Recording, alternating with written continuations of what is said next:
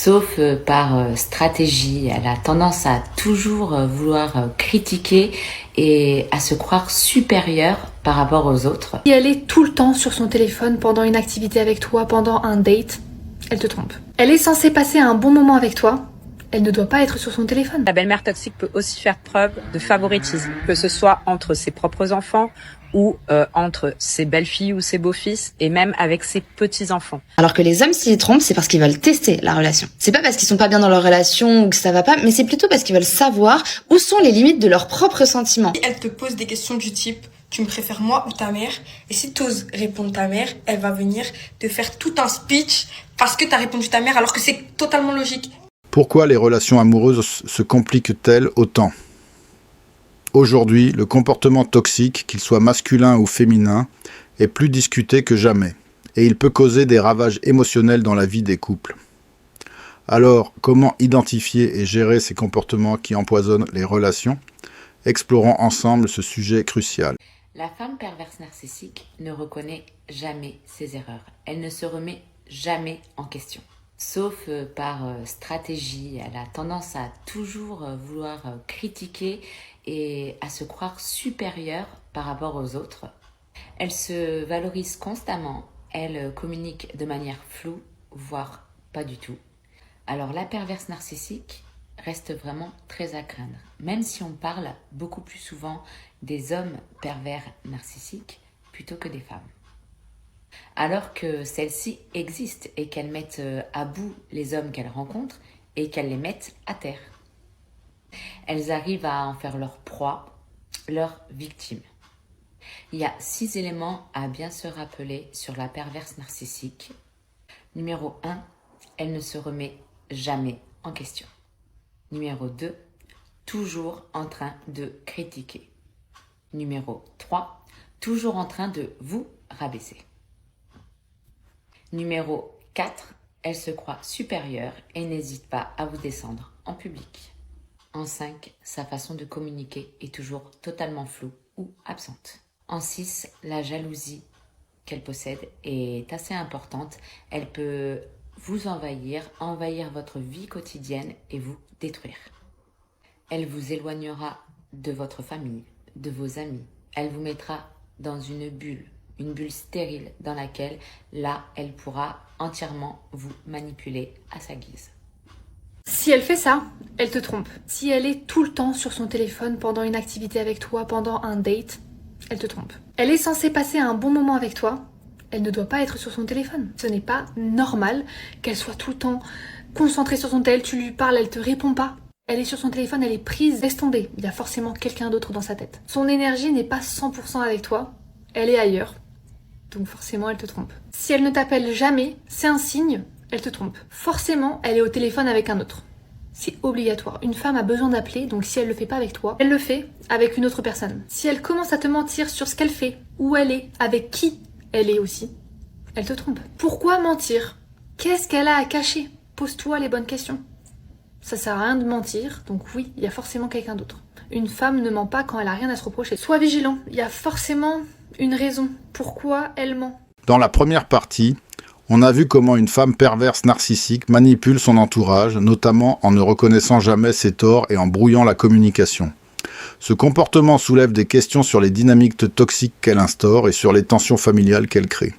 Dans la suite, découvrons comment ces tensions affectent le couple et les mesures pour y remédier. Souvent, la mère toxique peut devenir une belle-mère toxique.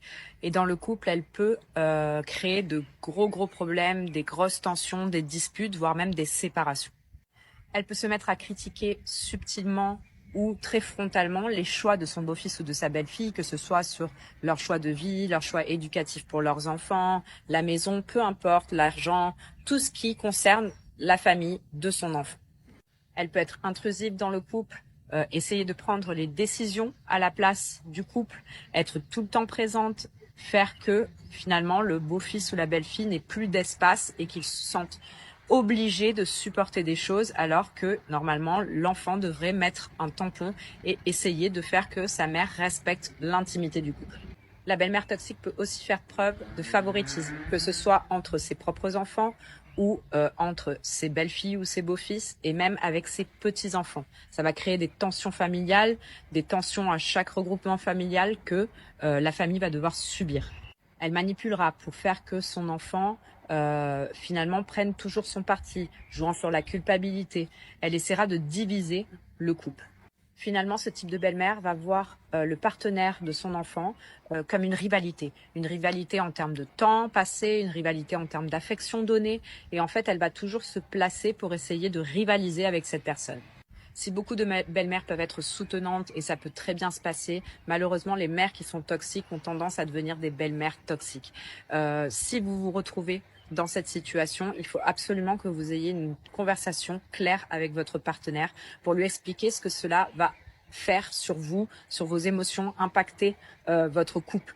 Et cette discussion doit être centrée sans attaquer le parent, parce que forcément on attaque le parent de la personne en face, c'est toujours difficile. Donc il vaut mieux centrer cette discussion sur vos propres émotions, votre propre ressenti. Si vous voyez que votre partenaire est aveugle et qu'il ne se rend pas du tout compte de la situation, alors essayez d'envisager une thérapie de couple.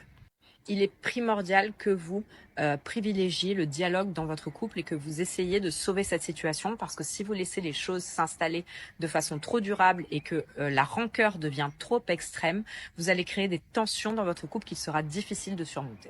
La plupart des femmes, si elles trompent, c'est parce qu'elles veulent partir de la relation. Alors que les hommes, s'ils trompent, c'est parce qu'ils veulent tester la relation. C'est pas parce qu'ils sont pas bien dans leur relation ou que ça va pas, mais c'est plutôt parce qu'ils veulent savoir où sont les limites de leurs propres sentiments. C'est un peu comme un test pour se dire, je m'en fous, je vais faire des coups d'un soir, de toute façon, elle le saura jamais. Et en fait, ils se font rattraper par les émotions qu'ils ont pour leur copine. Ce que j'ai beaucoup remarqué quand je vous prends un appel pour vous donner des conseils, les hommes, il y a souvent ce même schéma. Ils vont se faire attraper par la tentation d'un soir, par quelqu'un qui va les séduire. Il va se dire, bon, de toute façon, je vais faire en sorte que ça se sache pas. Et ça ira. Sauf que le problème, c'est que la plupart des filles, elles sont pas bêtes, elles savent remarquer les mensonges et elles finissent par comprendre, et là, c'est le regret instantané. Il va réaliser à quel point il aime sa copine, à quel point il était bien avec elle, il était heureux, et qu'il a absolument pas envie que ça s'arrête. Donc bien souvent, s'il m'appelle, c'est pour avoir des conseils pour rattraper la situation, parce qu'en fait, il veut tout faire pour la récupérer. Alors souvent, ce qu'il y a derrière, c'est un besoin d'affection, de plaire, satisfaire un peu l'ego, et plutôt que d'aller régler le problème à la source en se posant des questions sur soi, de pourquoi je ressens ce besoin, ils vont faire le mauvais calcul, ils vont plutôt aller chercher ce qui leur manque ailleurs et ils sont persuadés que dans tous les cas, ça se sera pas. Dans un monde où la toxicité relationnelle peut prendre 1000 visages, il est crucial de rester vigilant. Que ce soit à travers des comportements manipulateurs ou des infidélités voilées, les dynamiques complexes des relations humaines restent un défi. Alors, comment naviguer ces eaux troubles sans perdre pied ? Voilà une question qui mérite réflexion. Qui montre que ta meuf elle est toxique. Étant donné que je l'ai fait pour les garçons, je le fais aussi pour les filles, ne m'en voulez pas, je suis pas contre vous, mais first one, si elle te pose des questions du type tu me préfères moi ou ta mère, et si t'oses répondre ta mère, elle va venir te faire tout un speech parce que t'as répondu ta mère alors que c'est totalement logique. Meuf, t'es toxique. Vous avez eu une dispute, vous allez tout mettre à plat, tout va être réglé, etc.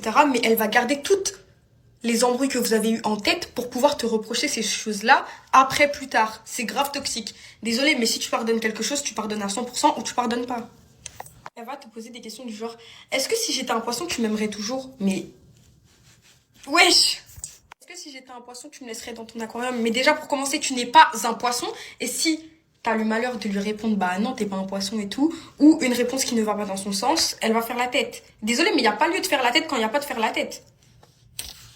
Et pour finir, tout d'un coup, elle va se dire « Oh, vas-y, je vais faire la meuf froide pour voir s'il va me courir après et s'il m'aime vraiment. » Bref, si vous avez aimé la vidéo, mettez-le moi dans les commentaires. Je vous fais plein de gros bisous et dites-moi si vous voulez une partie 2 pour les filles ou pour les garçons. Bref.